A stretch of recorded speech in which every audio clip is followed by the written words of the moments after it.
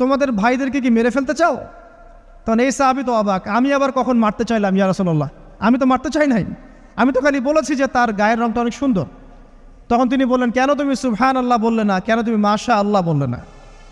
যখন মাশাআল্লাহ বলবেন, সুবহানাল্লাহ বলবেন, নজরটা লাগবে না। আর যখন আপনি মাশাআল্লাহ বলবেন না, সুবহানাল্লাহ বলবেন না, দেখবেন নজর লেগে গেছে। আপনি বিশ্বাস করেন ব্যবসা খুব ভালো চলছে, মানুষ বলল যে বাহ তোর তো ব্যবসা হেভি, লালে লাল শাহজালাল, ঠিক আছে, দেখবেন আপনার কেনা বেচা বন্ধ হয়ে গেছে।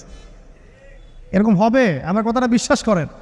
এটা কিন্তু সায়েন্স প্রমাণ করতে পারবেন না, আল্লাহ এবং তার রাসূল বলেছেন, তার উপরে কোনো সত্য নেই। আছে সূরা কাহফ 29 নম্বর আয়াত পড়ে দেখেন, আল্লাহ পাক বলছেন, ওয়াকুলিল হাক্কু মির রাব্বিকুম, সত্য সেটাই যা তোমার রবের পক্ষ থেকে আসে। ফামান শাআ ফালইউমিন, যার ইচ্ছা হয় বিশ্বাস করুক, ওয়ামান শাআ ফালইয়াকফুর, যার ইচ্ছা হয় সে অস্বীকার করুক। এই কারণে আমরা বলি ফেসবুকে এত বেশি ছবি দেওয়া, এই আই ওয়াশ করা, এই যে শোডাউন করা, হ্যাঁ